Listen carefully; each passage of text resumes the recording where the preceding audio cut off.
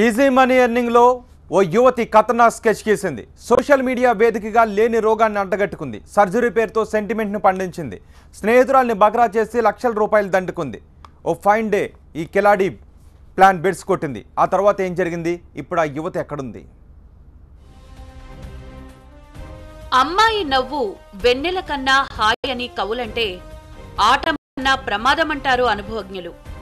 కలికాలపు మహిమో కలుషితమవుతున్న culture ప్రభావమో కాని టెక్నాలజీని అడ్డం పెట్టుకుని సొమ్ము చేసుకుంటున్నారు కొందరు కిలేడీలు.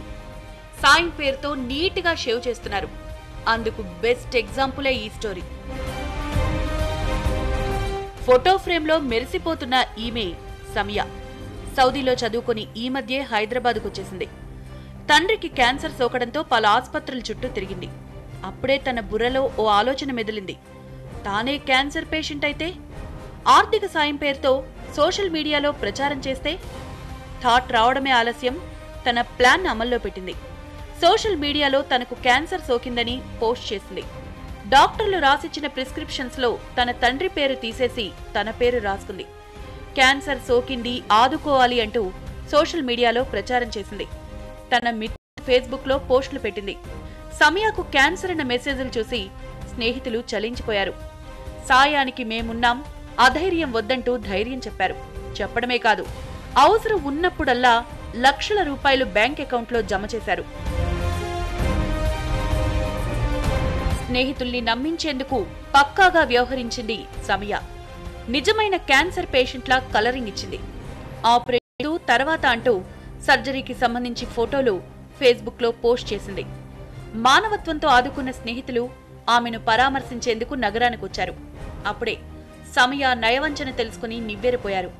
उन्होंने यूट्यूब का क्लिपिंग डाला था, उसको देख के बिलीव करे, उसके बात को देख के बिलीव करे, क्योंकि ये पूरा ग्रुप जो है पूरा जेनरस डोनर्स है ये लोग. उनको नहीं मालूम ऐसा इसके पीछे बदमाशी रहता बोल के, ये इनोसेंट होने से ये सब पूरा इनको गेम नहीं मालूम ऐसा चलता बोल के बिलीव करके दे दिए उनको. अभी बहुत तकलीफ़ में है, पूरों को अच्छा नहीं दिखा ये कि हमारे साथ फ्रॉड हुआ, हमको चीटिंग करे ये लोग बोल के. మ్యాటర్ ఠానా మెట్లెక్కడంతో పత్తా లేకుండా పోయింది సమియా. క్యాన్సర్ పేరుతో ఆమె దాదాపు 40 లక్షలు దోచేసిందంటున్నారు బాధితులు. ఆమెను అరెస్ట్ చేసి తమకు న్యాయం చేయాలని వేడుకుంటున్నారు. हम इसका इन्वेस्टिगेट करके ये कल्प्रिट अगर है तो इसको अरेस्ट करना, अरेस्ट करके जस्टिस सबको दिलाना, जिसका पैसा है उसको वापस दिलाना, और ये पैसा अगर वापस नहीं भी दिलाए तो अच्छे काम के लिए उसको डोनेट कर देना पैसा, मगर इनसे रिकवरी करना. गलत काम करे तो उनको पनिशमेंट भी होना. రోగం పేరుతో స్నేహితుల్ని చీట్ చేయడమే కాదు, ఆసుపత్రి పేరును మంటగలుపుతోందన్నారు డాక్టర్లు.